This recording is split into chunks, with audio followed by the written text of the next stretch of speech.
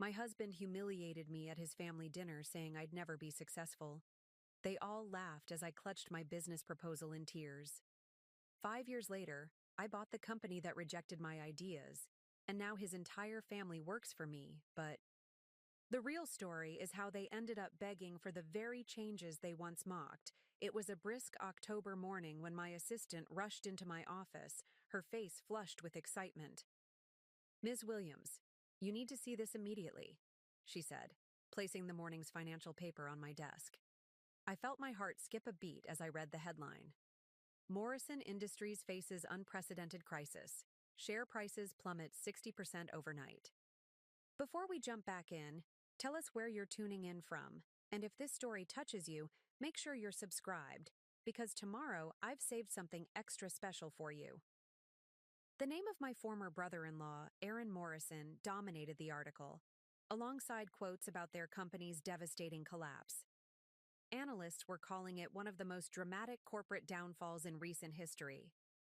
The irony wasn't lost on me.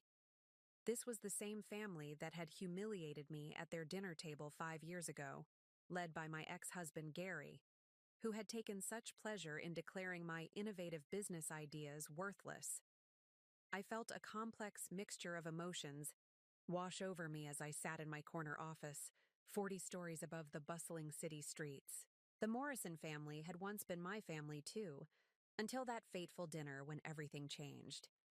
Now, their once mighty business empire was crumbling, and I couldn't help but feel a surge of satisfaction. Gary's mother, Audrey, who had smiled condescendingly as her son tore apart my proposals that night. His brother, Aaron, who had chuckled and called my ideas amateur hour. His sister, Stacy, who had whispered just loud enough for everyone to hear that I was embarrassing the family name. They were all about to learn a very important lesson about success and innovation. Through the floor-to-ceiling windows of my office, I could see the Morrison Industries building in the distance, its once proud logo now seeming somehow diminished in the morning light. As I watched, my thoughts drifted back to that horrible night 5 years ago, the night that had changed everything. We had gathered at the Morrison family estate for what they called their quarterly family business dinner, a tradition that had always made me uncomfortable. It was meant to be a time when family members could discuss business matters openly, propose new ideas, and plan for the future.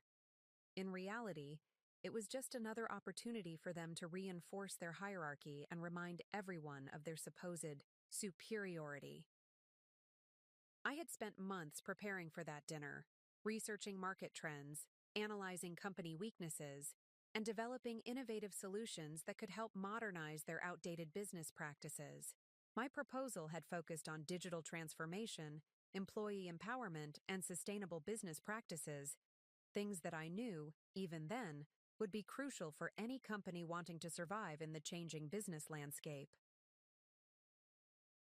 The crystal glasses had clinked, the silver had gleamed, and the air had been thick with the artificial warmth of forced family togetherness as I began my presentation. I'd been nervous but confident, believing in my ideas and their potential to help the company evolve. I can still hear Gary's laugh, sharp and cruel, cutting through the air as I finished speaking. "This is what you've been wasting your time on?" he had said, carelessly tossing aside the detailed reports I'd spent months preparing. Digital transformation? Employee-centric management? Environmental sustainability? These aren't just unrealistic. They're completely out of touch with how real business works. He had looked around the table then, encouraging others to join in his mockery, and they hadn't disappointed. The laughter that followed still echoes in my mind. Audrey's practiced society laugh, Aaron's derisive snort, Stacy's mean-spirited giggle. Even Stan, Gary's father and the company's founder, usually quiet and reserved, had allowed himself a small, dismissive smile. "The business world isn't a place for dreamers," Stan had said, his words carrying the weight of decades of supposed success. "It's about proven methods, tried and true practices. These new age ideas you're proposing, they're not how things work in the real world." I had sat there, my cheeks burning, my hands trembling beneath the pristine tablecloth, as Gary continued his public evisceration of my ideas. "This is exactly why you'll never succeed in business," he had declared, his voice dripping with contempt. "You don't understand how things really work. You think you can come in here with your idealistic proposals and revolutionize a company that's been successful for 3 generations?" The words had hit me like physical blows, each one carefully calculated to diminish and demean. But it wasn't just Gary's cruelty that hurt. It was the way the entire family had united in their contempt. Audrey had delicately dabbed her lips with her napkin before adding her own barb. "Darling, perhaps you should focus on more appropriate pursuits. Planning our charity galas, for instance. You do have such a knack for flower arrangements." The suggestion had been met with knowing chuckles around the table. Stacy had seized the moment to twist the knife further. "Really, it's almost cute. How you thought you could understand our business. Some people are born for this world and others, well, others should know their place." I remember staring down at my trembling hands, at the diamond ring Gary had placed on my finger 2 years earlier. A ring that now felt more like a shackle than a symbol of love.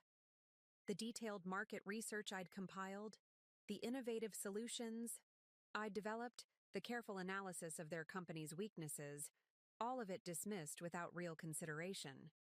Aaron had been particularly cruel in his dismissal. "Let me explain something to you," he had said, swirling his expensive wine with an air of superiority. "Morrison Industries didn't become a market leader by chasing every trendy new business concept. We succeeded because we understand that business is about power, about strength, about maintaining control. These soft ideas about employee satisfaction and environmental responsibility, that's not business, that's fantasy." Even now, 5 years later, sitting in my corner office, I could still feel the sting of their words. But that pain had long since transformed into something else: determination, strength, and an unwavering conviction that I had been right all along. As I held the morning's newspaper, reading about Morrison Industries' collapse, I couldn't help but note how every single problem they were facing could have been prevented if they'd listened to my proposals that night. Their tried-and-true methods had left them vulnerable to digital disruption. Their hierarchical management style had resulted in massive employee turnover. Their resistance to sustainable practices had cost them valuable contracts with environmentally conscious clients. My intercom buzzed, interrupting my thoughts. "Ms. Williams," my assistant's voice came through. "The Morrison family representatives are here for the meeting." I took a deep breath, straightening my designer suit, so different from the demure dress I had worn to that dinner 5 years ago. "Send them in," I replied, my voice steady and confident. I knew what was coming. They were here to discuss a potential buyout, a last-ditch effort to save their company from complete collapse. What they didn't know was that I had been carefully positioning myself for this moment, building my company on all the principles they had mocked: innovation, employee empowerment, sustainable practices. Everything they had laughed at had become the foundation of my success. The sweet irony of the situation wasn't lost on me. Every single one of my unrealistic proposals had proved prophetic. Digital transformation? They'd fallen behind their competitors. Employee-centric management? Their best talent had jumped ship years ago. Sustainable business practices? They'd lost millions in contracts to more environmentally conscious competitors.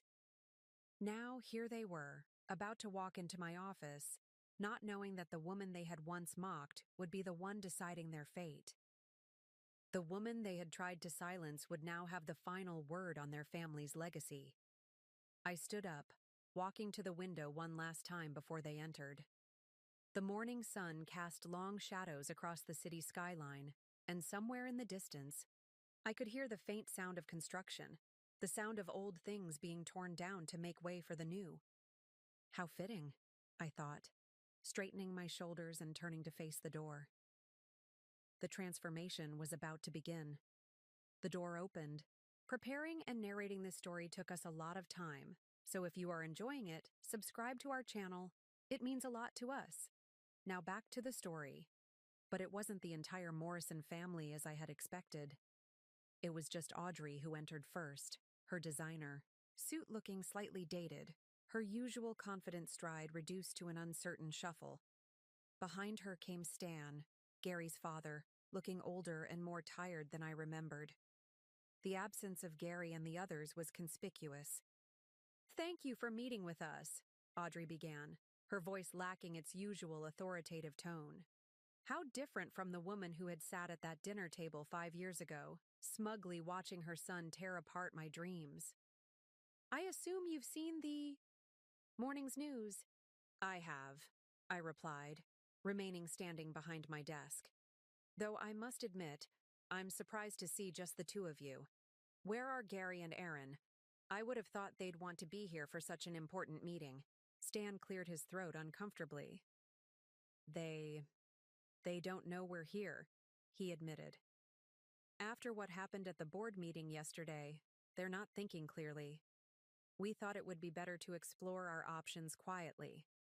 The mention of the board meeting piqued my interest. I had heard rumors of a spectacular meltdown, of Gary throwing papers across the room when confronted with the extent of their financial crisis. How the mighty had fallen. Options? I kept my voice neutral, professional. "And what options would those be?" Audrey shifted in her seat, her perfectly manicured hands clasping and unclasping in her lap. "We've heard rumors that your company might be interested in acquiring certain assets of Morrison Industries." I allowed myself a small smile. "Rumors? Or have you finally read the market analysis I presented 5 years ago? The one that predicted exactly where Morrison Industries would end up if it didn't.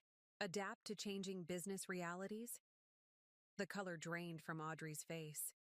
She remembered that night, too, remembered how she had dismissed my concerns with a condescending laugh. "Things were different then," she said weakly. "No, Audrey, they weren't," I corrected her. "The problems were there, clear as day. I laid them out for all of you. The over-reliance on outdated business models, the resistance to digital transformation, the toxic corporate culture. You just chose not to listen." Stan leaned forward, his hands trembling slightly. "We're listening now," he said quietly. "The company, it's not just about the Morrison name anymore. We have employees, families who depend on us. If we don't find a solution soon." I picked up a folder from my desk, one I had prepared months ago when I first noticed the signs of Morrison Industries' impending collapse. "You want to know what my company's interested in? Here's my preliminary proposal, as..." They reached for the folder. I held it back for a moment. "But before we go any further, I want to be clear about something. If we do this, it won't be a merger of equals. It won't be a partnership. It will be a complete takeover, with full restructuring rights." "But the Morrison name," Audrey began. "The Morrison name is part of the problem." I cut her off. "Your family's reputation for refusing to adapt, for valuing tradition over innovation, for treating employees like disposable resources. It's toxic in today's business world." I opened the folder and laid out several documents. "These are reports from your top 10 clients over the past 5 years. Notice a pattern? They're all complaining about the same things I warned you about that night. Outdated processes. Resistance to change. Poor employee retention leading to inconsistent service." Stan picked up one of the reports, his hands shaking slightly as he read.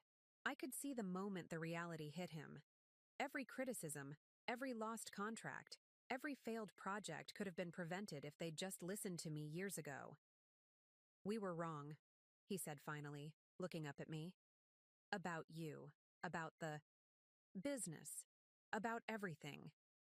But please, help us save what we can." I walked to the window, looking out at the city skyline where the Morrison Industries building stood as a monument to outdated thinking.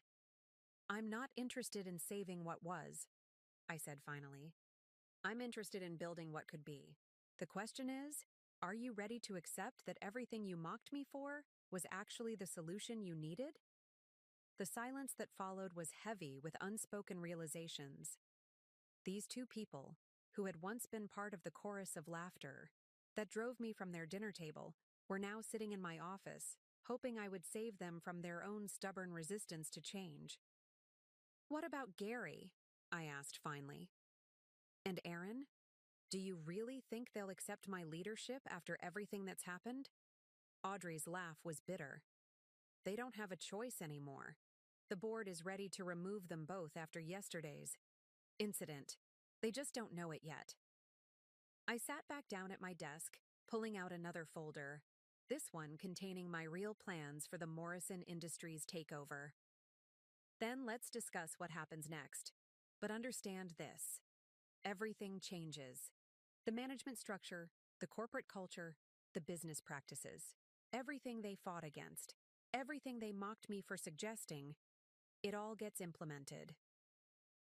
As I began outlining my plans for transforming their company, I could see the dawning realization in their eyes. This wasn't just about a financial takeover. It was about completely dismantling the old Morrison way of doing business. The very changes they had laughed at 5 years ago were now their only hope for survival. The irony was almost poetic. I spent the rest of that morning outlining my vision for the transformed company. Every now and then, I'd catch Audrey flinching as I detailed another change that would dismantle their old way of doing business. Stan remained quiet, occasionally nodding as if finally understanding how far behind the times they had fallen. "The first thing to go will be the hierarchical management structure," I explained, pulling up a presentation on my office's wall screen. "No more decisions made in private family dinners. No more promotions based on last names rather than merit." The dig wasn't subtle, and Audrey's perfectly maintained facade cracked slightly. "Those dinners were a tradition." "Those dinners," I cut her off, "were symptomatic of everything wrong with your company. Do you know what happened after you all laughed at my proposals that night? I went home and started researching your competitors. Every single one that was outperforming Morrison Industries had already implemented the exact changes I suggested." I clicked to the next slide, showing a graph of Morrison Industries' declining market share over the past 5 years. While you were clinging to tradition, the business world was evolving.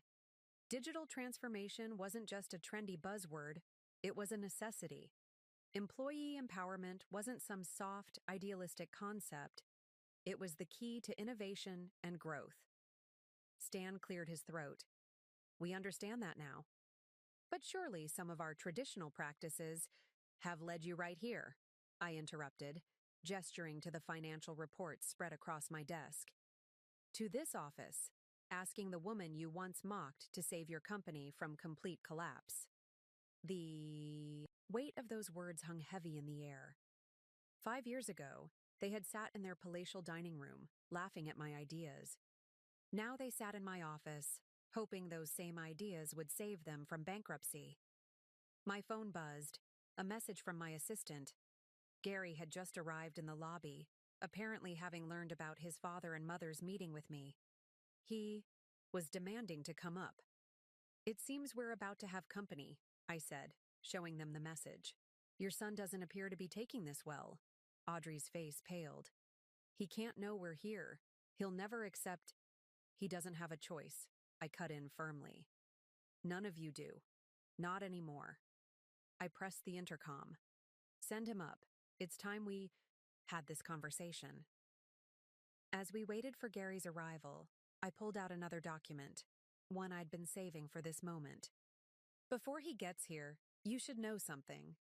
Over the past 5 years, I haven't just been building my own company. I've been watching yours, documenting every mistake, every missed opportunity, every failure of leadership." I handed them the report, a detailed analysis of how Morrison Industries had systematically rejected innovation, alienated talented employees, and clung to outdated business practices. Everything that's happening now, I predicted it that night at dinner. Not because I'm some business genius, but because I was willing to see what you all refused to acknowledge. The elevator's ding announced Gary's arrival. Through my office's glass walls, I could see him storming down the hallway, his face red with anger. How different he looked from the confident man who had once dismissed my ideas with such casual cruelty. The door flew open, and there he stood, my ex-husband, the man who had once told me I'd never understand business. His expensive suit couldn't hide how the years of stress and arrogance had aged him. "What the hell is this?" he demanded, glaring at his parents before turning his fury on me. "Some kind of hostile takeover?" I remained seated, calm in the face of his anger. "No, Gary. This is what happens when you refuse to listen, refuse to adapt, refuse to acknowledge that maybe, just maybe, your wife wasn't as worthless as you thought." The color drained from his face as the meaning of my words sank in. You're the one buying our company?"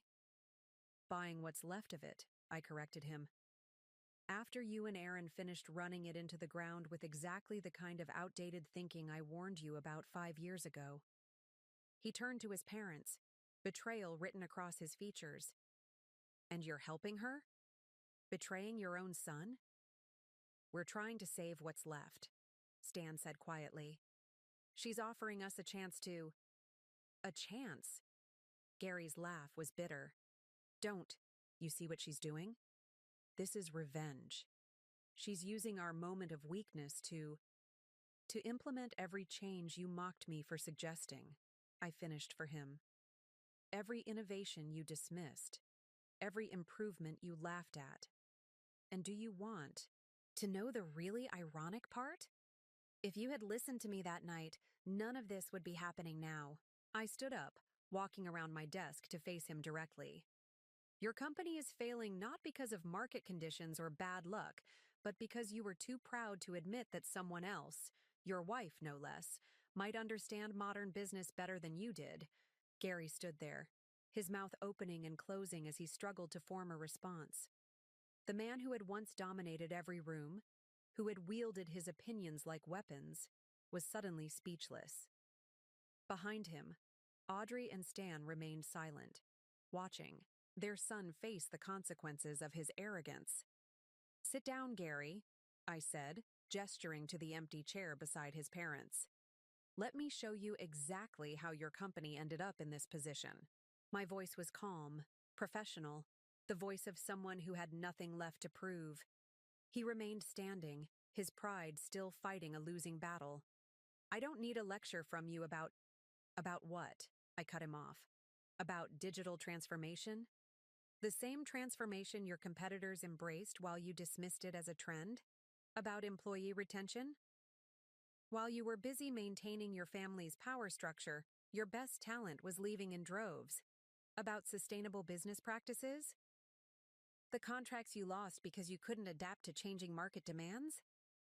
I pulled up another presentation on the screen, this one showing the parallel trajectories of my company's rise and Morrison Industries' decline. The lines crossed dramatically in the past year, telling a story that no amount of denial could ignore. "Everything," I continued, my voice steady, "everything that's happening to your company right now, I predicted in that proposal you laughed at. The one you called unrealistic and naive. Would you like to see it?" I didn't wait for his response before pulling out a folder from my desk drawer. Inside was my original proposal from that dinner 5 years ago, now annotated with dates and data showing how each of my predictions had come true. "Page 3, I said, laying it out on the desk. "I warned about the rise of digital-first competitors. Page 7, the importance of employee retention in maintaining client relationships. Page 12, the growing demand for sustainable business practices among major clients." Gary finally sank into the chair, his face ashen as he looked at the document. "You kept this? All this time?" "Of course I did," I replied. "Just like I kept every analysis I did of your company's decline, every news article about your failed projects, every report about your declining market share. I kept them because I knew this day would come." Audrey leaned forward, her voice barely above a whisper. You knew we would fail? I knew you would need to change or fail, I corrected her. You chose failure by refusing to change. And now here we are. I walked to my office window, looking out at the city skyline where both our company buildings stood. Mine rising, theirs falling. Do you want to know what I did differently? After that dinner, after you all finished laughing at my ideas, I went out and built everything you said couldn't work. I turned back to face them. Employee profit sharing? My company has? It sustainable business practices? We're industry leaders? Digital transformation? We wrote the book on it. Everything you mocked as unrealistic has become the foundation of my success. Gary's hands clenched into fists on his lap. So this is your revenge? Taking over our company? No, Gary. This isn't about revenge. This is about fixing what you broke. About showing that there's a better way to do business than the Morrison way. I sat back down at my desk. The takeover is happening. The only question is whether you want to be part of the solution or continue being part of the problem. Stan stirred in his chair. What exactly are you proposing? I pulled out 3 folders, placing them on the desk. These are my offers, one for each of you. Different roles in the new organization, but with one common requirement. You have to earn your positions. No more automatic authority because of your last name. The silence that followed was heavy with unspoken realizations. These people, who had once sat in judgment of my ideas, were now being offered a chance to learn from them. And if we refuse? Gary asked, his voice tight with suppressed anger. Then you'll be watching from the sidelines as I transform your family's legacy into everything you said was impossible. I met his gaze steadily. The choice is yours, but choose carefully. Your company's survival depends on it. I could see the battle playing out on their faces, pride warring with pragmatism, tradition fighting against the undeniable need for change. The Morrison way of doing business was dying, and I was offering them a chance to be part of its evolution. The board meets tomorrow, Stan said finally.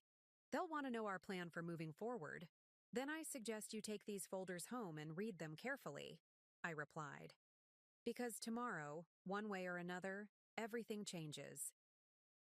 That evening, after the Morrisons had left with their respective folders, I sat alone in my office reviewing every step that had led to this moment.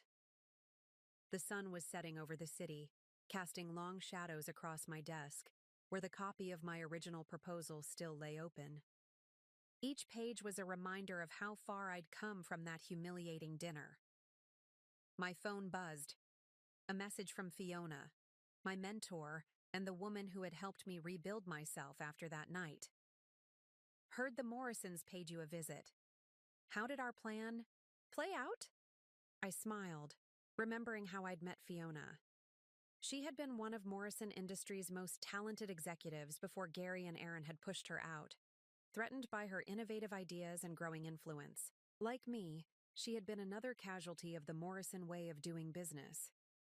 They looked exactly like we expected, I typed back. Desperate, defeated, but still clinging to their pride. You should have seen Gary's face when he realized I was the one buying them out. My mind drifted back to the day I had first found Fiona, 6 months after that devastating dinner.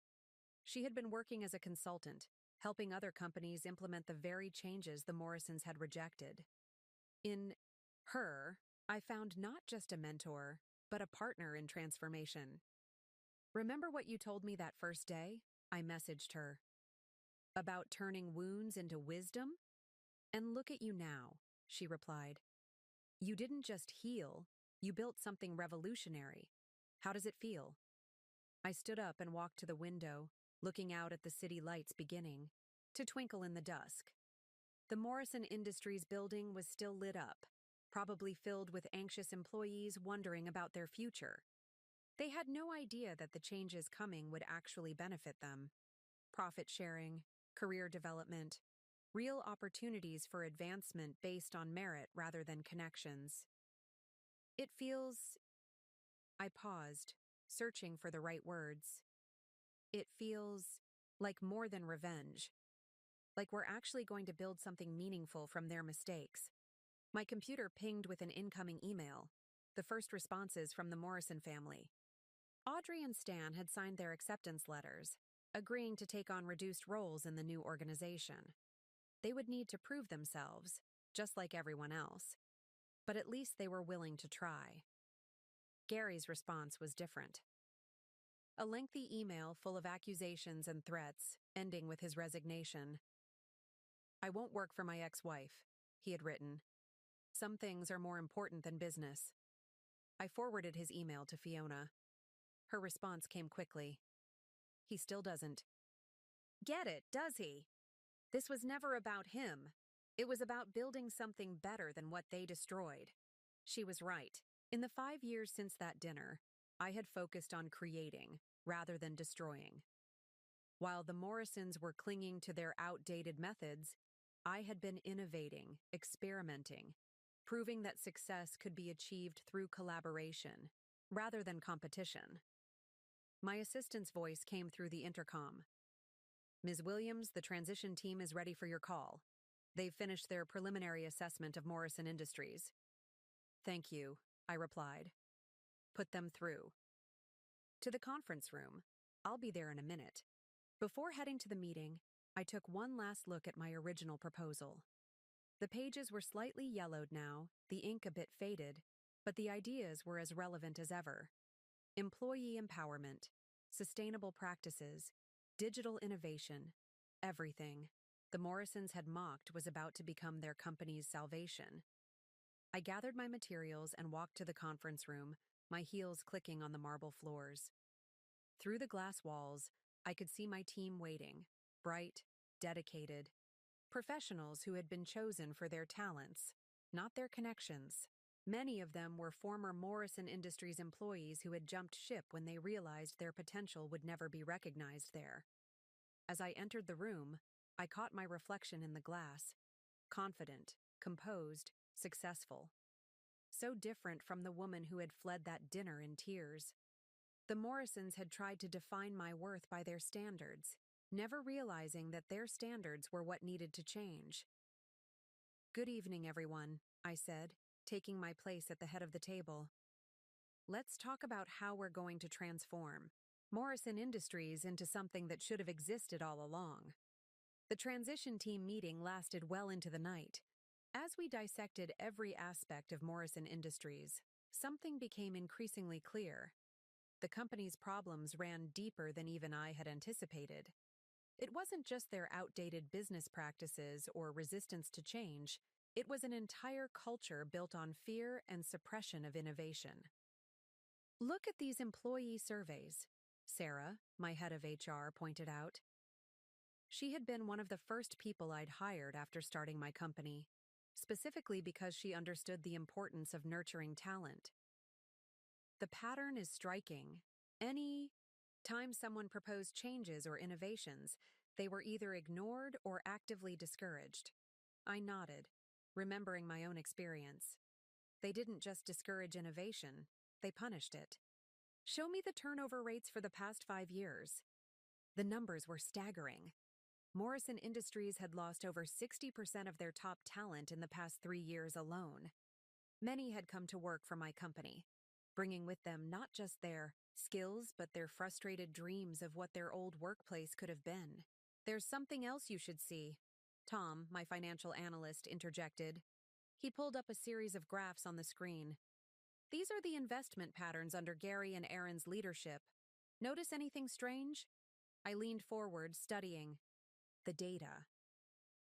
They were investing heavily in maintaining old systems while their competitors were modernizing. Classic Morrison stubbornness. "Exactly," Tom confirmed. "But here's the interesting part. They had the resources to modernize. They chose not to. It wasn't just about being conservative. It was about maintaining control."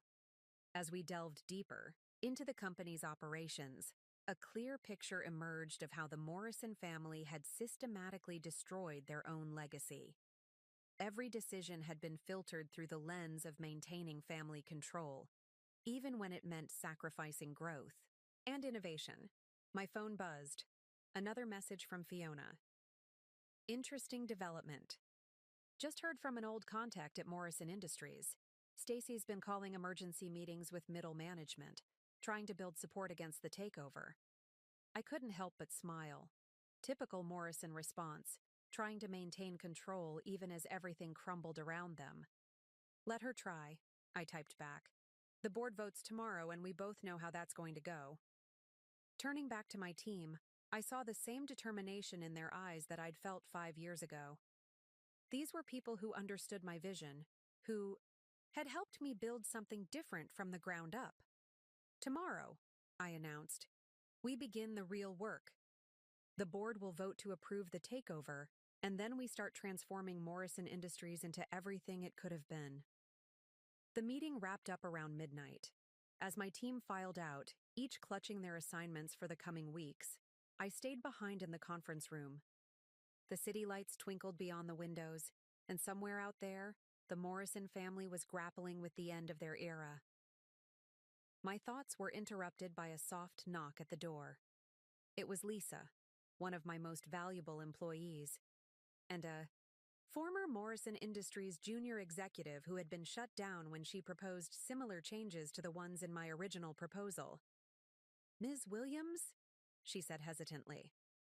"I just wanted to say, what you're doing, taking over Morrison Industries, implementing all these changes, it's what some of us dreamed about but never thought possible." I gestured for her to sit down. "Tell me about your time there, Lisa. What was it really like in the trenches?" For the next hour, Lisa shared stories that confirmed everything I had suspected about the toxic culture at Morrison Industries. Brilliant. Ideas dismissed because they came from the wrong people. Promotions based on family connections rather than merit. A pervasive fear of challenging the status quo.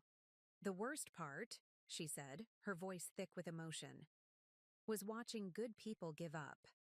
Seeing them accept that things would never change because the Morrison family wouldn't allow it. "Things are about to change," I assured her. "Everything. They fought against. Everything they mocked. It's all going to become reality."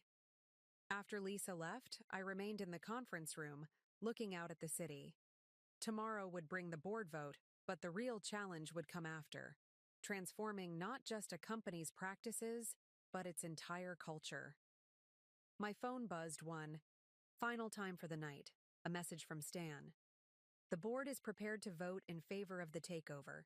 Gary and Aaron are planning something, but they don't have the support they think they do. It's really happening, isn't it?" "Yes," I replied simply. "It's time for the Morrison legacy to become something more than what you imagined." The morning of the board vote dawned clear and bright. I arrived at my office early, knowing that this day would reshape not just Morrison Industries, but the entire business landscape of our city. As I reviewed my presentation for the board one last time, my assistant rushed in with urgent news. "Gary and Aaron have called a press conference," she said, handing me her tablet. "They're about to go live outside Morrison Industries." I turned on the wall-mounted screen just in time to see my ex-husband and his brother standing at a podium. Their faces set in grim determination. The old Morrison arrogance was still there, but now it had a desperate edge to it. "We're here to address the rumors about a hostile takeover of Morrison Industries," Gary began, his voice carrying that familiar authoritative tone. "Let me be clear.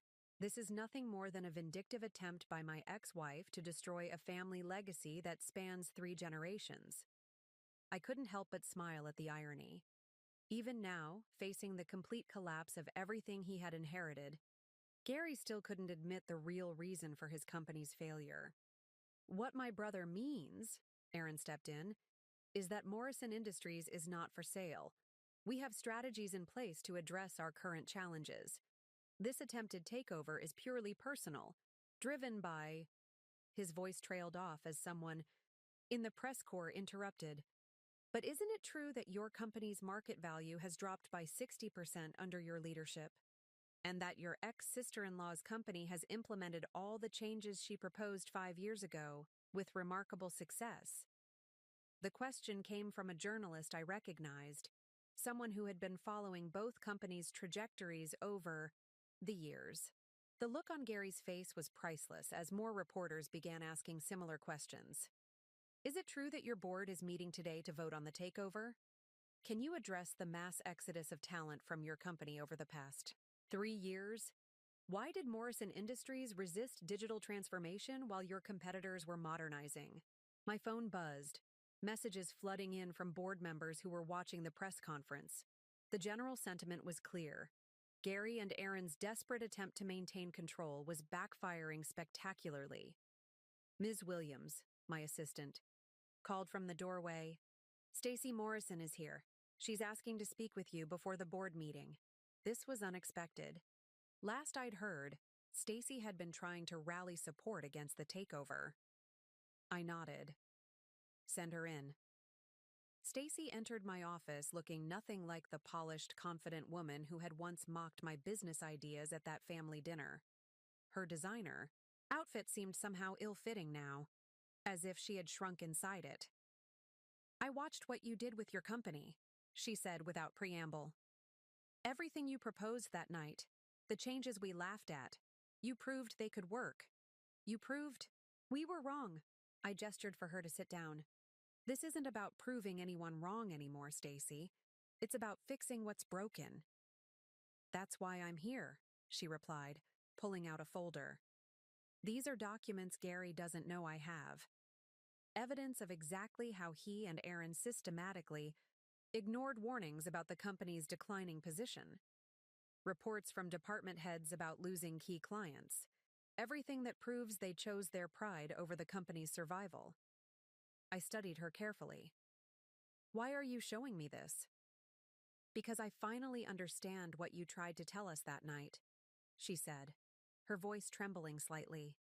This isn't just about family legacy or tradition. It's about building something that actually works, that serves more than just the people at the top. Before I could respond, my phone buzzed again. The Morrison Industries building was experiencing something unprecedented. Employees were leaving their desks, walking out in the middle of Gary and Aaron's press conference. We watched on my office screen as the camera panned to show dozens of people exiting the building, many of them carrying boxes with their belongings. It was a mass exodus, a clear message to the board about where the employees stood on the coming vote. Look at what they've done, Stacy whispered, watching the scene unfold. They'd rather destroy everything than admit they were wrong. The scene, playing out on my office screen, was surreal. Employees continued to stream out of Morrison Industries while Gary and Aaron struggled to maintain their composure at the podium. The press conference had devolved into chaos, with reporters shouting questions about the employee walkout and the impending board vote. Turn it off, I told my assistant. Turning to Stacy, I asked, Did you know this was going to happen? She shook her head, still staring at the now dark screen. No, but I'm not surprised. The employees have been waiting for something to change for years. When they heard about your potential takeover, about the changes you might bring, well, let's just say there's a reason Gary and Aaron didn't want them to know about the board vote. My phone buzzed with an urgent message from Stan. Board meeting moved up. They're convening in 30 minutes. Gary and Aaron don't know yet. They're still outside trying to control the PR disaster. I gathered my materials, including the folder Stacy had brought. Are you coming to the board meeting? I asked her. She straightened her shoulders, a glimmer of her old confidence returning, but tempered with something new, humility. Yes, but not to oppose you. I want to speak in favor of the takeover. The drive to Morrison Industries took us past the crowd of employees still gathered outside. Many of them recognized my car, and something extraordinary happened. They began to applaud. These were the people who had watched their ideas being dismissed, their talents ignored, their careers stagnating under the weight of Morrison family pride. In the boardroom, the tension was palpable. Most of the board members were already seated, their faces grave. Stan sat at his usual place at the head of the table, looking older than I'd ever seen him. Audrey sat quietly in a corner, her usual perfect posture slumped slightly. "Before we begin," Stan announced, his voice carrying the weight of decades of leadership, "I want to acknowledge what we've all just witnessed. The employee walkout sends a clear message about the state of our company." The boardroom doors burst open. Gary and Aaron stormed in, their faces red with anger and humiliation. "This meeting isn't supposed to start for another 2 hours," Gary protested. The board voted to move it up, Stan replied calmly. "Given the circumstances, we felt it best to proceed immediately." I stood up, smoothing my suit. "Shall we begin? I believe everyone here has reviewed my proposal for the acquisition and transformation of Morrison Industries." "This is ridiculous," Aaron interjected. "You can't seriously be considering selling our family's legacy to her." One of the board members, a woman who had served Morrison Industries for over 20 years, spoke up. "Mr. Morrison, with all due respect, the legacy you're so concerned about protecting is precisely what's destroying this company." I opened my presentation, letting the numbers speak for themselves. 5 years of declining profits under Gary and Aaron's leadership, the loss of major clients, the exodus of top talent. And alongside these figures, the success metrics of my own company: growing market share, high employee retention, innovative projects that had transformed our industry. "What you see here," I explained, "is more than just a contrast in management, styles. It's the difference between clinging to outdated methods and embracing necessary change. Everything I proposed 5 years ago, everything you laughed at during that family dinner, has been proven successful in my company." Gary slammed, his fist on the table. "This is personal. She's doing this for revenge." "No, Gary," I replied calmly. "This is business. Something you never fully understood. The changes I'm proposing aren't about revenge. They're about survival. Your company's survival." Stacy stood up then, surprising everyone. "I have something the board needs to see." She began distributing copies of the documents she'd brought to my office. "These show exactly how my brothers ignored warnings about our company's decline. How they actively suppressed innovation to maintain their control." The room fell silent as the board members reviewed the documents. Years of ignored warnings, dismissed proposals, rejected innovations, all documented in black and white. The evidence of how Gary and Aaron's leadership had systematically destroyed what their father had built. The silence in the boardroom was deafening as the members pored over Stacy's documents. Gary and Aaron stood frozen, their faces draining of color as they realized their sister had just delivered the final blow to their control over Morrison Industries.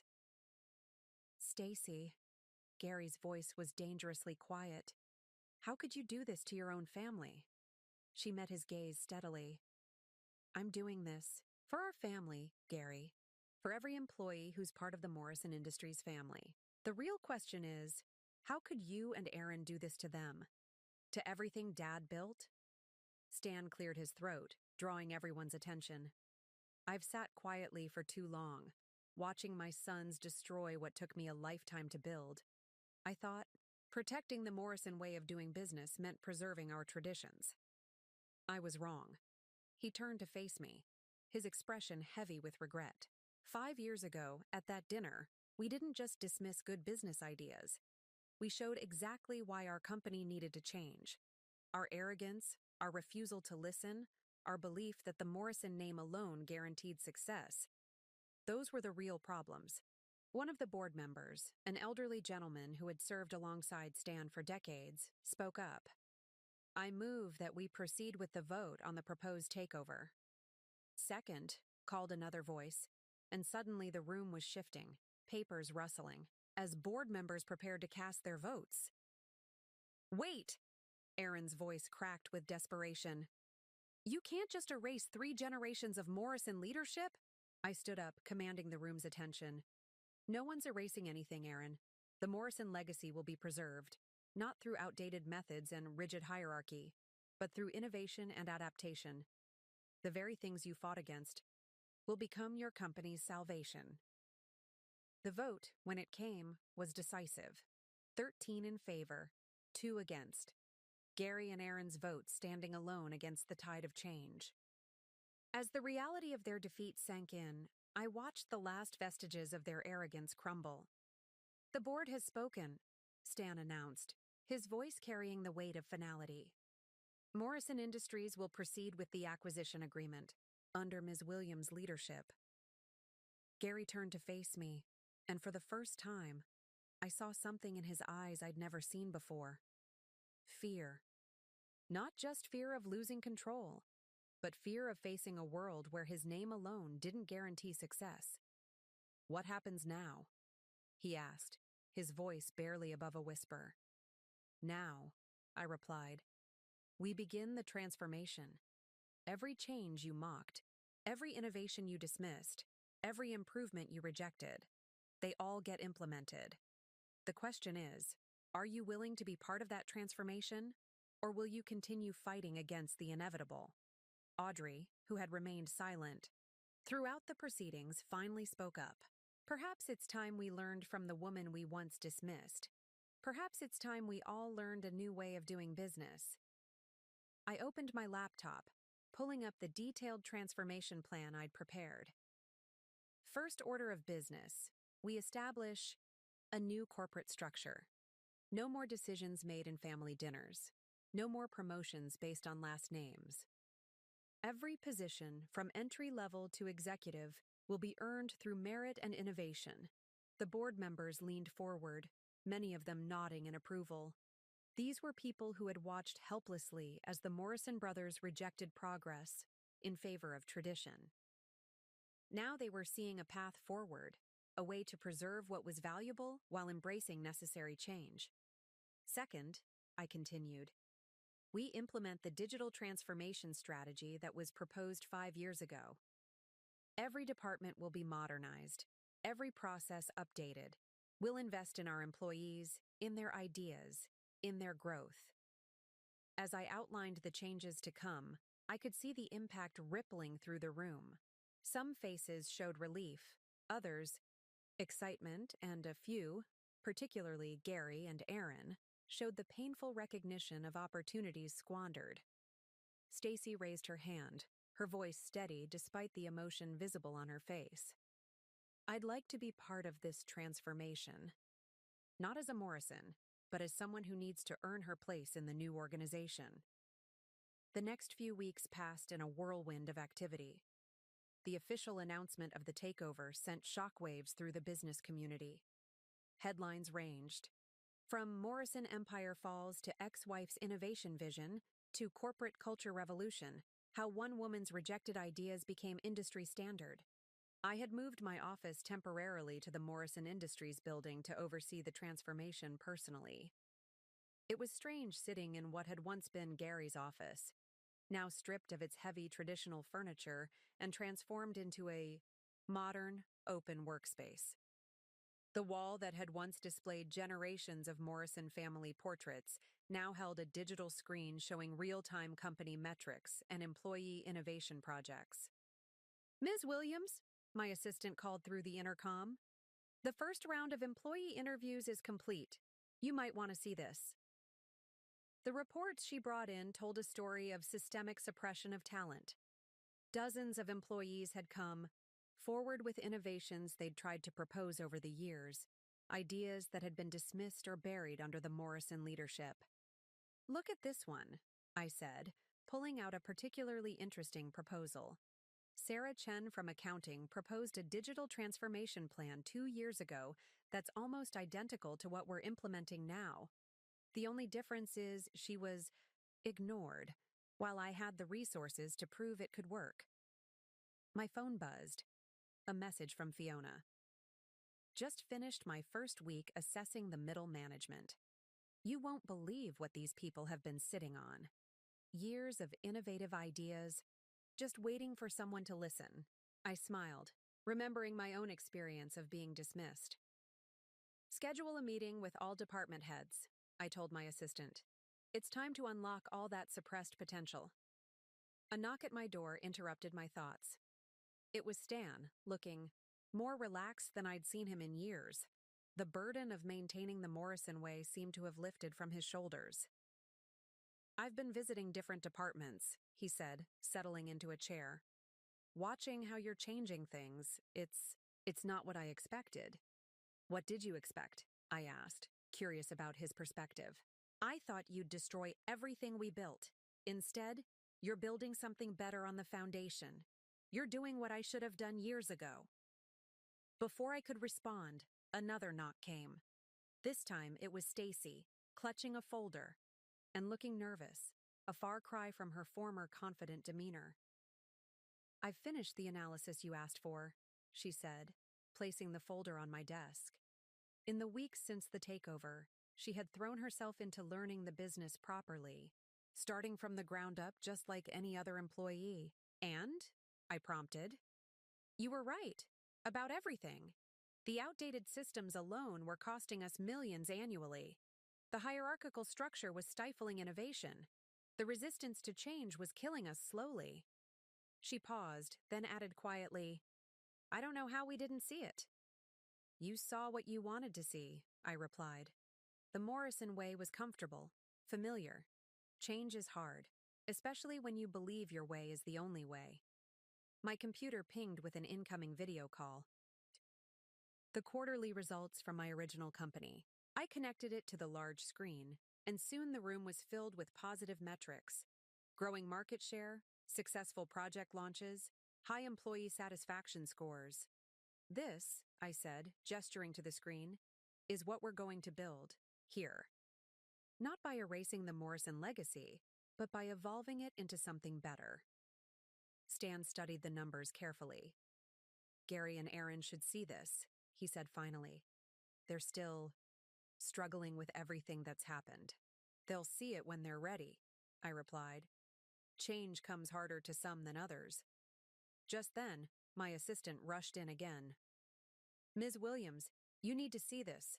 The employee suggestion portal we launched last week? We've received over 300 submissions already. I opened the portal on my screen, scrolling through proposal after proposal. Ideas for process improvements, customer service innovations, sustainability initiatives, all the things that had been suppressed. Under the old regime were finally finding their voice. The employee suggestions proved to be a goldmine of innovation. As I reviewed them with my transition team, patterns began to emerge, clear indicators of where the Morrison leadership had failed to adapt. But more importantly, they showed the path forward. Look at this cluster of ideas from the tech department, I pointed out during our morning meeting. They've been sitting on solutions to our digital infrastructure problems for years. The only thing holding them back was the old management's resistance to change. Maria, my head of innovation, whom I'd brought over from my original company, nodded in agreement. It's not just tech. Every department has similar stories. It's like we're unlocking a vault of suppressed potential. Just then, my assistant appeared, at the door with an unexpected announcement. Aaron Morrison is here to see you. He says it's important. I felt a moment of surprise. Aaron had been notably absent since the takeover, refusing to participate in any transition meetings. Send him in. Aaron entered my office looking different from the arrogant executive I remembered. His expensive suit seemed to hang loosely on his frame, and the confident strut was gone from his walk. I've been watching, he said without preamble, settling into a chair across from my desk. Everything you're implementing, the changes, the new systems, the way you're listening to employees, it's working. I studied him carefully, looking for signs of the old Morrison resistance. What made you finally see it? He laughed, but there was no humor in it. I visited our biggest former client yesterday, the one we lost 6 months ago. Know where I found them? In your other company's lobby, signing a partnership agreement. They were implementing exactly the kind of digital solutions we had refused to consider. I nodded, remembering how that particular client had pleaded with Morrison Industries to modernize their services. And what did that tell you? That we were wrong, not just about the business, but about you. He pulled out a worn folder. I recognized it as my original proposal from that dinner 5 years ago. I kept this, you know. Read it again last night. Everything you predicted, everything we laughed at, you saw it all coming. The admission hung in the air between us. Aaron Morrison, who had once dismissed my ideas with a contemptuous chuckle, was finally acknowledging the truth. I want to learn, he said suddenly. Not as a Morrison, not as a former executive, but as someone who needs to understand how business really works in today's world. Will you teach me? The request caught me off guard. Of all the Morrison family members, Aaron had been Gary's strongest ally in maintaining the old ways. His asking for help represented a significant shift. The learning program starts at the bottom, I warned him. No special treatment, no shortcuts. You'll work alongside the same employees you once ignored. I understand, he nodded. That's actually what I want. To see everything I missed while sitting in my corner office. My phone buzzed.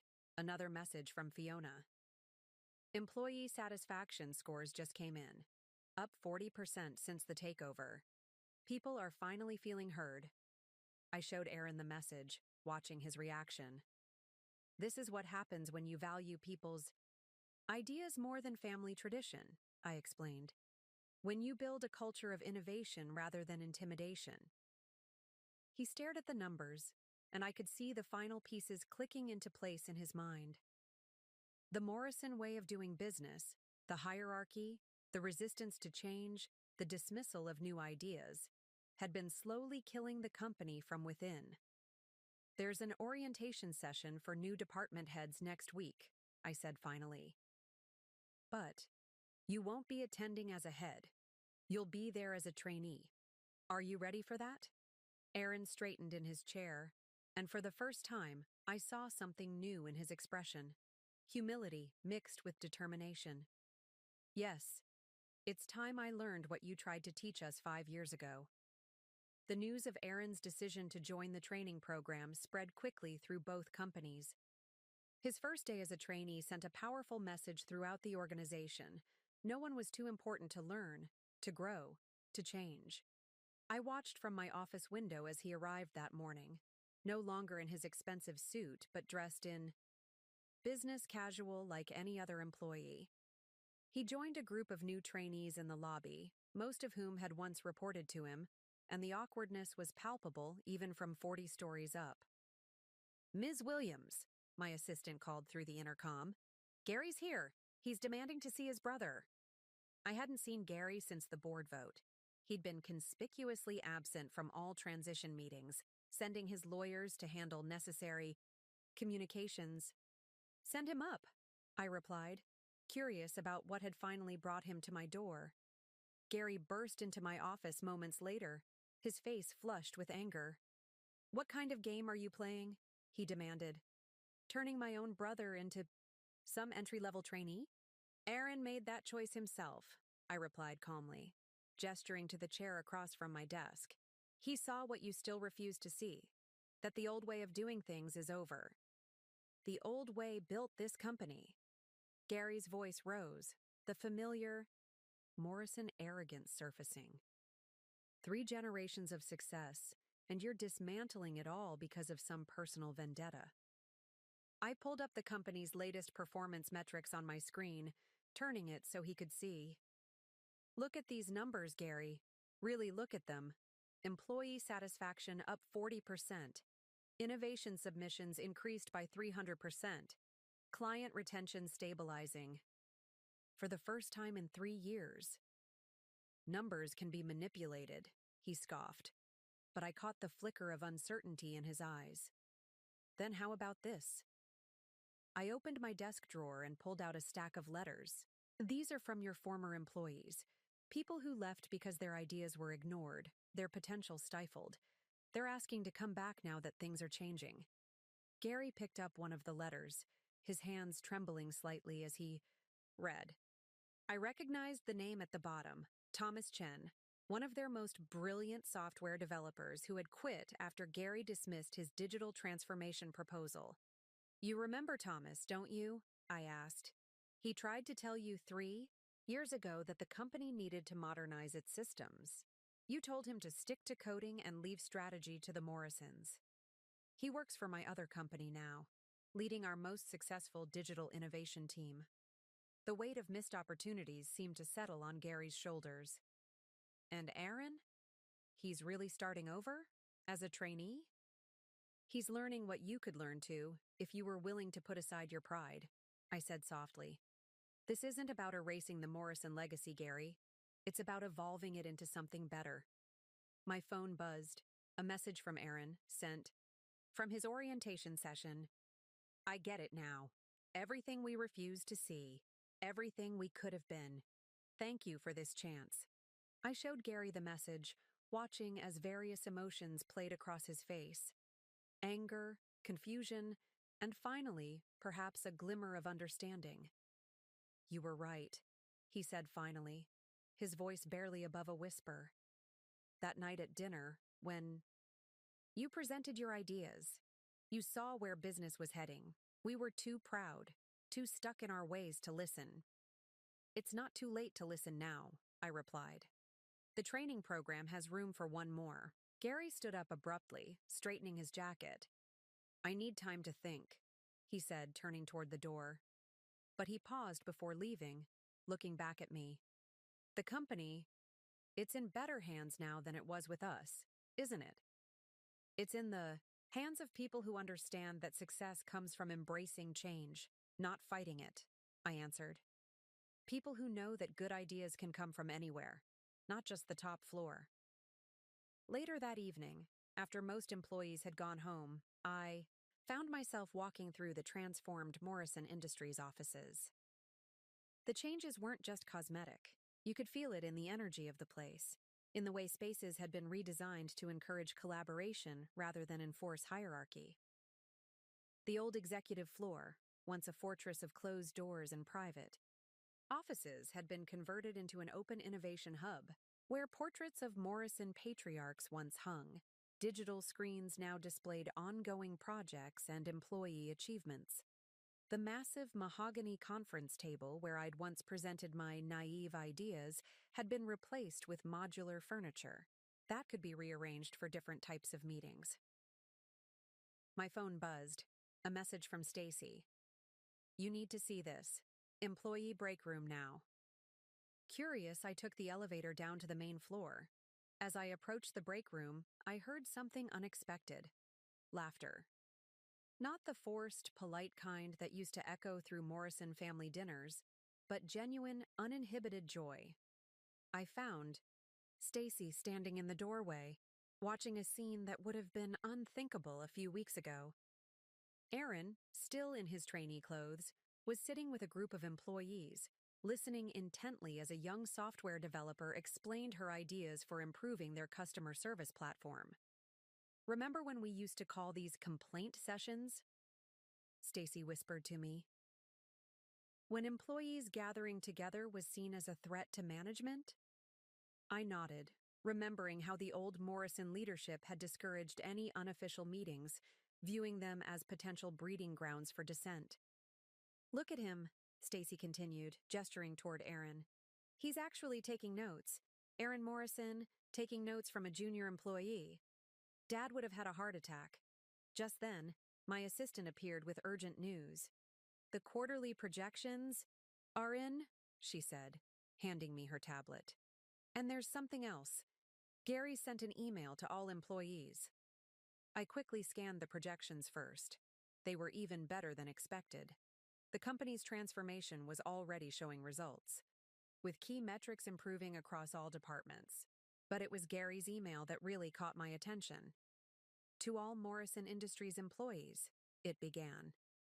For 3 generations, the Morrison name has stood for tradition, stability, and unwavering commitment to doing things our way.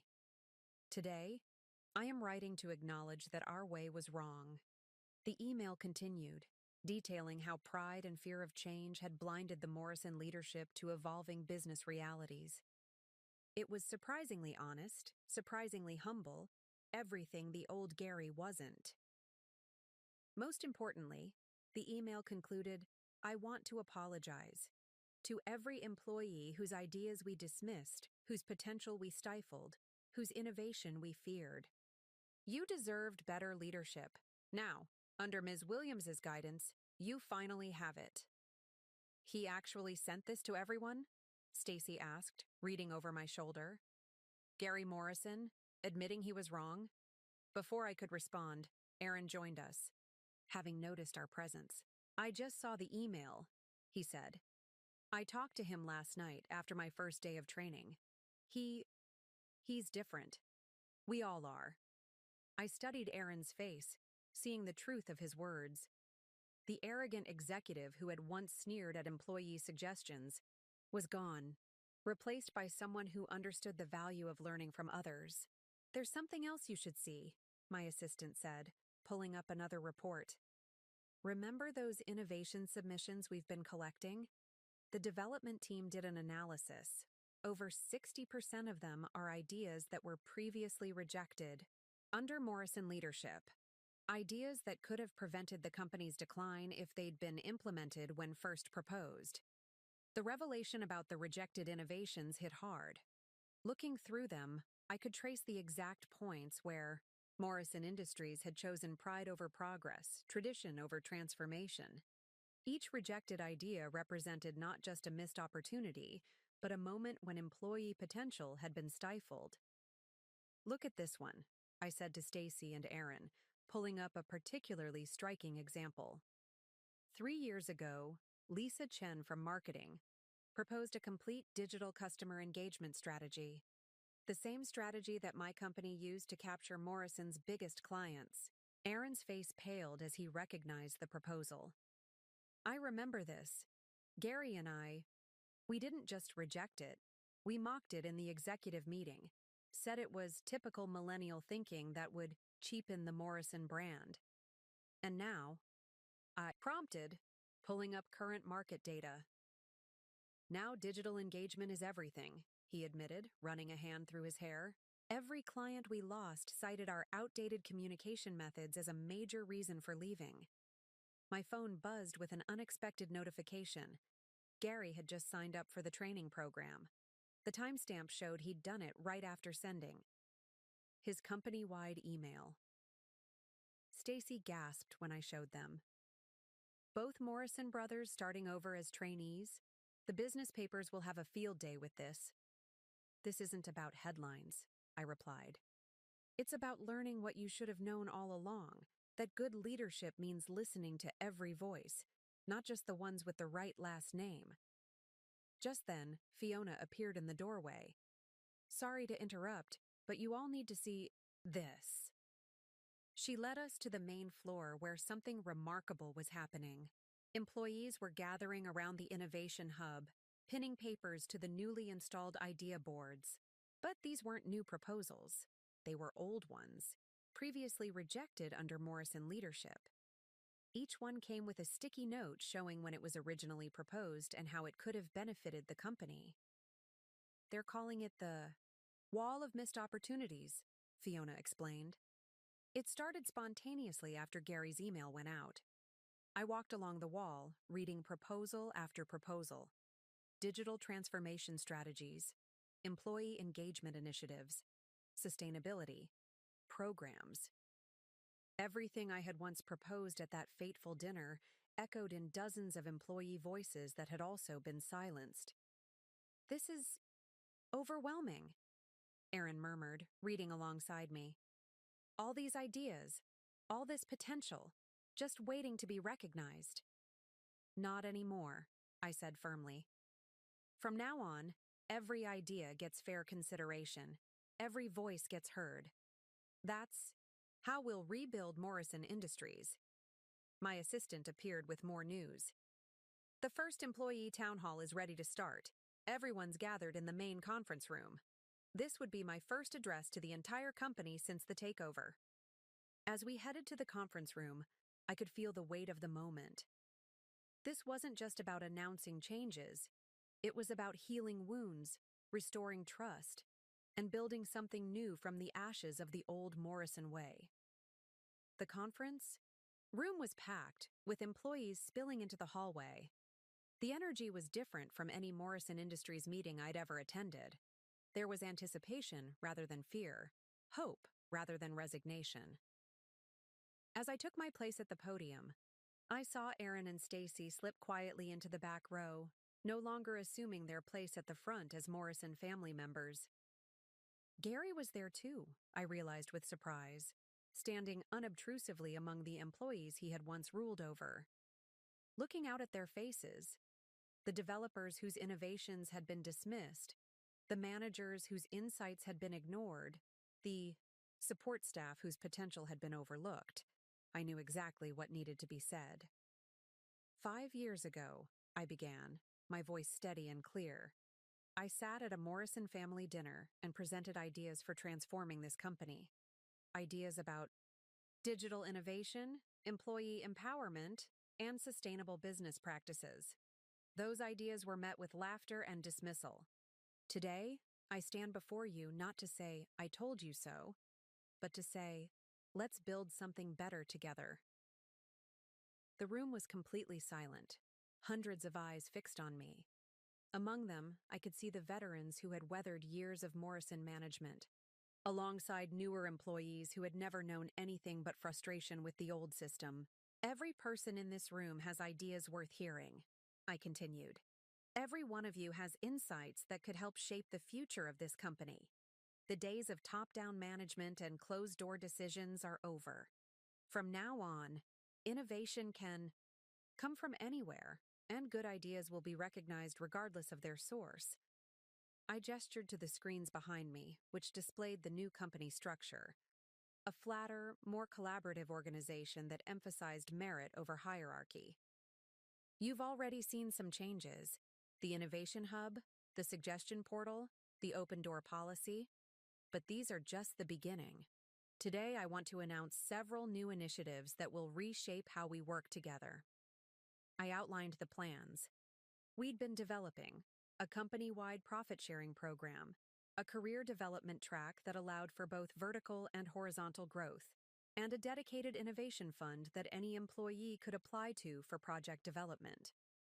But perhaps the most significant change, I said, pausing for effect, is happening right here in this room.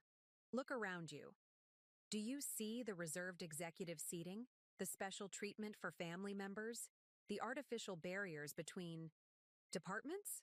People glanced around, suddenly realizing that even the physical arrangement of the room had changed. There was no more hierarchical seating, no special section for management. Those barriers are gone because they never should have existed in the first place. Talent, innovation, and dedication aren't confined to corner offices or family names. They exist throughout this company, in every department, at every level. I saw heads nodding, small smiles appearing on faces that had long ago learned to hide their reactions in company meetings. Some of you may have seen the wall of missed opportunities that's appeared in our innovation hub. Those rejected proposals represent more than just missed chances. They represent a culture that we're leaving behind. Starting today, every proposal gets fair consideration.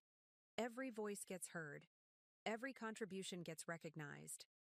I noticed Gary shift uncomfortably in his spot near the back wall, but he didn't look away. If anything, he seemed to be listening more intently than ever. You may have also heard that some former executives, including members of the Morrison family, have joined our training program. They're starting from the ground up, learning what many of you have known all along, that real business understanding comes from experiencing every level of operations, not just viewing them from above. A ripple of whispers went through the crowd as people glanced at Aaron and Gary, both standing among their former employees as equals for the first time. This transformation won't be easy. Change never is. But I promise you this. Every person in this room will have the opportunity to contribute, to grow, to prove their worth. Not through family connections or office politics, but through their ideas, their work, and their dedication. I pulled up the final slide. Our new company values, prominently featuring innovation, collaboration, and respect for all contributions. The Morrison name may be on the building for now, but this company belongs to all of us. Its future will be shaped by all of us. And together, we're going to build something remarkable. The response to the town hall was immediate and overwhelming. As soon as the meeting ended, employees flooded the Innovation Hub with new proposals, each one building on the ideas and opportunities I had outlined. The energy in the building was electric, unlike anything Morrison Industries had ever seen. "Ms. Williams," my assistant called, hurrying to catch up with me as I left the conference room. "The response rate to the new employee engagement platform is off the charts. We've received more submissions in the last hour than the old system got in a year."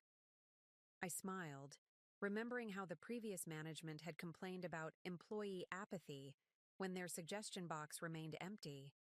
It wasn't apathy, it was learned helplessness, born from years of having their ideas ignored or dismissed. "There's something else," she added, lowering her voice. "Audrey Morrison is waiting in your office. She says it's important." I found Audrey standing by the window, looking out at the city skyline. She turned as I entered, and I was struck by how different she seemed from the imperious woman who had once dismissed me at family dinners. "That was quite a speech," she said quietly. "Very different from how we used to run things." "That's the point," I replied, settling behind my desk. "Everything needs to be different. I've been watching," she continued, taking a seat across from me. "The changes you're making, the way you're involving everyone, it's not what I expected." "What did you expect?" "Revenge," she admitted.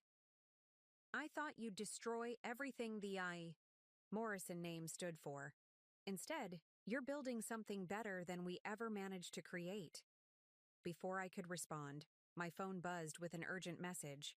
The first wave of quarterly reports since the takeover had been finalized, and the results were stunning. Employee retention was up 45%, innovation metrics had skyrocketed, and most surprisingly, several former clients had reached out about returning. "Look at these numbers," I said, turning my screen so Audrey could see. "This is what happens when you unleash the potential that was always here, just waiting to be recognized." Audrey studied the figures, her expression thoughtful. "You know, I've been thinking about that dinner 5 years ago, about how quickly we dismissed your ideas, how certain we were that the Morrison way was the only way. And now? Now I'm watching my sons start over as trainees, learning from the very people they once ignored. I'm seeing employees excited to come to work, eager to contribute. I'm realizing that everything we thought made us special, our name, our traditions, our way of doing things, was actually holding us back." Just then, there was a commotion outside my office. Through the glass walls, I could see a crowd gathering around the Innovation Hub. Aaron was there, still in his trainee clothes, engaged in an animated discussion with a group of developers. That is Aaron actually smiling?" Audrey asked, incredulous. We moved closer to the window to watch. Aaron was pointing at something on one of the developers' tablets, his face lit up with genuine enthusiasm. The developers, for their part, showed no sign of the fearful deference they would have displayed just weeks ago. "He's learning," I explained. "They all are. What it means to really collaborate, to value ideas regardless of their source, to build something together rather than dictate from above." "I want to learn too," Audrey said suddenly. Not as a Morrison, not as someone's mother, but as someone who needs to understand how business really works in today's world. I studied her carefully, looking for any trace of the old Morrison pride. Instead, I saw something new: humility, and a genuine desire to change. "The training program starts at the bottom," I warned her. "No shortcuts, no special treatment."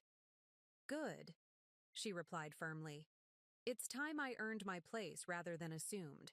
First, the transformation of Morrison Industries continued at a remarkable pace. With every passing week, the old hierarchy crumbled further, replaced by a culture of collaboration and innovation that would have been unthinkable under the previous leadership. One morning, about 2 months after the takeover, I arrived at the office to find an unexpected sight. Gary, Aaron, and Audrey Morrison were all sitting together in the employee break room, engaged in what appeared to be an intense discussion with a group of junior developers. "You need to see this," Fiona said, appearing at my side. "They're reviewing the digital transformation proposal, the same one the Morrison leadership rejected 3 years ago. But this time, they're actually listening." We stood watching through the glass as Gary, the man who had once declared such ideas naive, leaned forward eagerly, asking questions and taking notes. The developers, initially hesitant, had grown animated in their explanations, their previous fear of the Morrison family replaced by professional confidence. "It's like watching a completely different family," I mused. "They are different," Fiona replied. "You didn't just transform the company, you transformed them." My phone buzzed with an urgent message from my assistant. "Emergency board meeting called. Major client announcement." In the boardroom, I found the atmosphere electric with anticipation. Stan was there, along with the rest of the board members who had supported the takeover. But it was the presence of Thomas Chen, our former largest client, that drew everyone's attention. "Ms. Williams," Thomas began, standing to address the room. "3 years ago, we left Morrison Industries because it refused to adapt to changing market demands. Today, we've watched this company transform into everything we hoped it could be." He pulled out a contract, a massive service agreement that would not only restore their business, but expand it significantly. "But this isn't just about returning our business," he continued. "We want to be part of this transformation. The changes you've implemented, the culture you've created, it's exactly what the industry needs." As the details of the contract were discussed, I noticed Gary slip quietly into the back of the room. He stood listening, his expression a mixture of regret and understanding. This was the client he had lost, the warning sign he had ignored, the wake-up call that had come too late. After the meeting, he approached me. "I've been reviewing our old client departure files," he said. "Every single one of them cited reasons you warned us about at that dinner. Every single one." "It was never about being right, Gary," I replied. "It was about building something that worked for everyone, not just the people at the top." "I know that now," he nodded. "The training program. It's opened my eyes. Sitting with developers, learning from people I used to ignore, I'm finally understanding what real business leadership means." My assistant appeared with more news. The employee suggestion portal had just logged its 1,000th submission since the takeover. Ideas were flowing freely now, unrestricted by the fear and hierarchy that had once suppressed them. "Come see this," I told Gary, leading him to the Innovation Hub. The space was buzzing with activity, filled with people from all levels of the company working together on new projects. "Remember how we used to run things?" I asked. "How every decision had to go through family approval? How ideas died in middle management because no one dared challenge the Morrison way?" He nodded, watching as Aaron, his own brother, sat collaboratively with a team of junior analysts, his trainee badge still pinned to his shirt. "Now look at what happens when you let people's talent shine," I continued.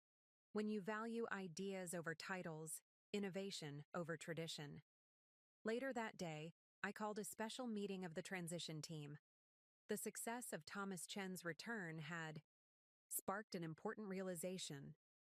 It was time to make the transformation official in every way.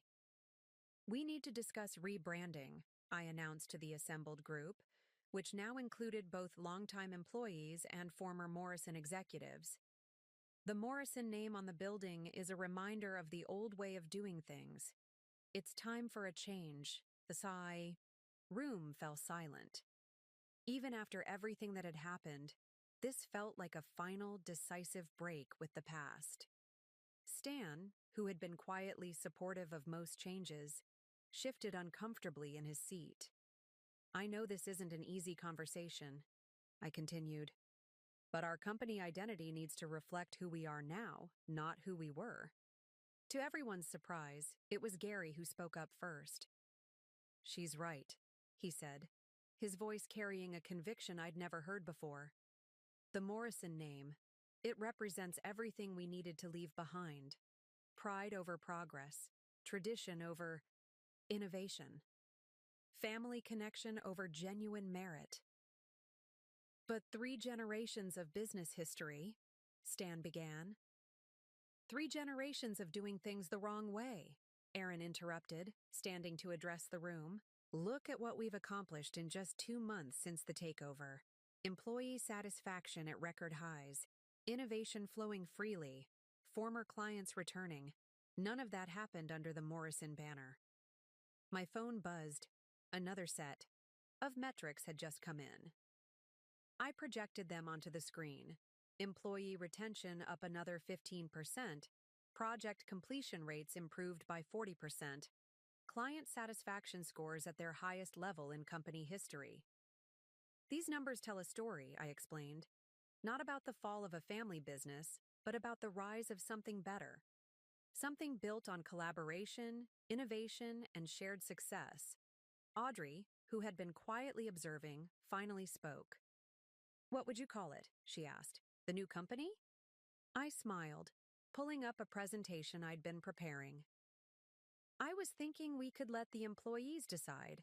After all, it's their company too now. The suggestion was met with enthusiastic nods around the room. Even Stan managed a small smile. But before we open it up for suggestions, I continued, I want to be clear about what we're building here. This isn't about erasing history. It's about creating a future. A future where good ideas can come from anywhere, where innovation isn't bounded by hierarchy, where success is truly shared. Just then, my assistant rushed in with breaking news. The story of our transformation had been picked up by major business publications.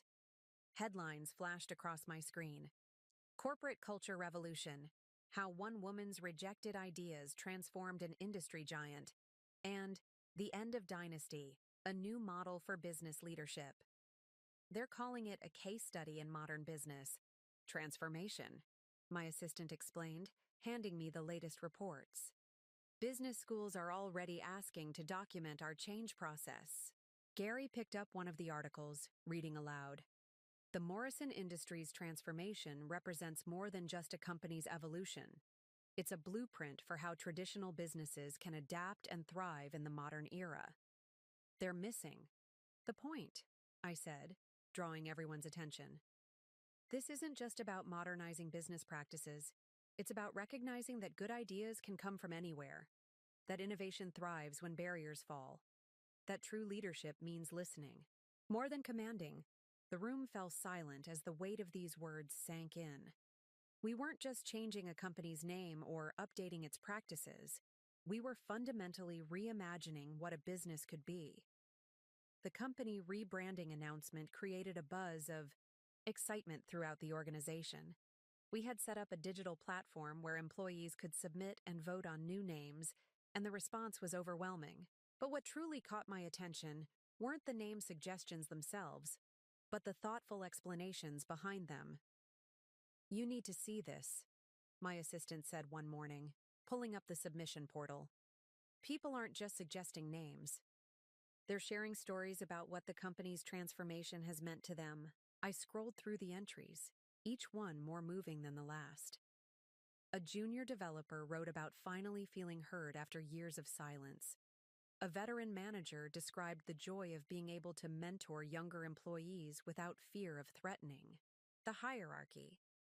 Even the maintenance staff had submitted ideas, their insights proving that innovation truly could come from anywhere. My phone buzzed. A message from Fiona. Have you seen today's numbers? The market is responding to our transformation in ways we never expected. The metrics were astounding. Our stock price had not only recovered from the Morrison-era decline, but was reaching new heights. Industry analysts were calling it the innovation premium, investors betting on the future of a company that had proven change was possible. A knock at my door interrupted my thoughts. It was Stacy, carrying a thick folder. "Remember these?"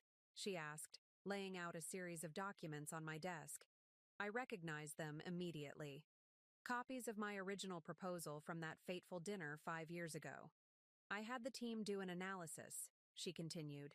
"Every single innovation you proposed that night has now been implemented, and every single one has exceeded performance expectations." Before I could respond, another knock came. This time it was Aaron, looking energized despite the early hour. "The junior developers just cracked something amazing," he said excitedly. "That digital transformation challenge we've been wrestling with? They found a solution that's so elegant, so simple. I can't believe we didn't see it before." "You mean you can't believe you didn't listen before?" I corrected gently. "These ideas were always there. The only thing that changed is that now they have a voice." My assistant appeared in the doorway. "Ms. Williams, the final rebranding proposals are ready for review. And there's something else. Gary's here. He says it's important." Gary entered looking different than I'd ever seen him. Gone was the arrogant executive who had once dismissed my ideas with a laugh. In his place stood someone who had learned the hardest kind of lesson: humility. "I've been thinking about that dinner," he said without preamble. "Not just about how wrong we were, but about what it represented. We weren't just dismissing your ideas. We were clinging to a way of doing business that was already dead." He pulled out his own copy of my original proposal, the pages worn from repeated reading. "Every problem you identified, every solution you proposed, every change you suggested, it was all there. We were too proud to see it. And now?" I prompted. "Now I understand what real business leadership means. It's not about maintaining control or protecting tradition. It's about creating an environment where everyone can contribute, where innovation isn't just allowed, but encouraged." The irony of hearing my own words from 5 years ago echoed back by Gary wasn't lost on me. But this wasn't about vindication anymore. It was about transformation, not just of a company, but of people. 1 year to the day after the takeover, I stood in the lobby of our headquarters, watching as workers carefully removed the last traces of the Morrison name from the building. The new company name, chosen democratically by our employees, would be unveiled at today's anniversary celebration. "Ready for the big reveal?" Fiona asked, joining me by the window. "The media's already gathering outside." I nodded, thinking about how far we'd come. The company had not just survived its transformation, it had thrived beyond anyone's expectations. Our market value had tripled, employee retention was at record highs, and we'd become known as an industry leader in innovation and workplace culture. "Ms. Williams," my assistant called, "everyone's assembled in the main hall." The space that had once hosted stuffy Morrison family gatherings had been transformed into a modern conference center. Today, it was packed with employees from every level of the company, all buzzing with anticipation. I took my place at the podium, looking out at the faces before me. Gary, Aaron, and Stacy sat not in their old reserved section, but among their teams. Gary with the strategy group he now contributed to, Aaron with his fellow developers, and Stacy with the marketing team she'd earned her way onto. 1 year ago, I began, we started a journey together, not just to save a company, but to reimagine what a company could be. Today, we celebrate not just our success, but the proof that change is possible when we dare to challenge the old ways of doing things. I gestured to the screens behind me where photos began to play. Images from the past year showing the company's transformation. Employees collaborating in the Innovation Hub. Former executives learning from junior staff. Teams celebrating shared successes. But perhaps the most powerful change isn't visible in our metrics or market value. It's in the way we work together, the way we value every voice, the way we've proven that good ideas can come from anywhere. I saw heads nodding throughout the room, knowing smiles exchanged between colleagues who had experienced this transformation firsthand. Today, as we unveil our new name, we're not just rebranding a company. We're celebrating a new way of doing business, one built on collaboration, innovation, and respect for every contribution. The screens changed, revealing the new company name, Horizon Innovations. Simple, forward-looking, chosen by overwhelming employee consensus. This name represents not just who we are, but who we're becoming, I continued. Every day brings new possibilities, new ideas, new chances to prove that success comes not from clinging to tradition, but from embracing change. As applause filled the room, I caught Gary's eye in the crowd. He nodded slightly, a gesture of acknowledgement, not just of my success, but of how wrong he had been that night at dinner 5 years ago. After the ceremony, as employees celebrated throughout the building, I returned to my office. On my desk lay a frame. Inside was my original proposal from that dinner, preserved as a reminder of where this journey began. My phone buzzed one last time. A message from Fiona. "Look out your window." I did, and there it was. Our new company, name being unveiled on the building's facade, gleaming in the sunlight. Below it, smaller but equally significant, were the words that had become our guiding principle. Where every voice matters, every idea counts. The woman they had once called worthless had not only proven her worth, but had shown an entire company how to recognize the worth in others.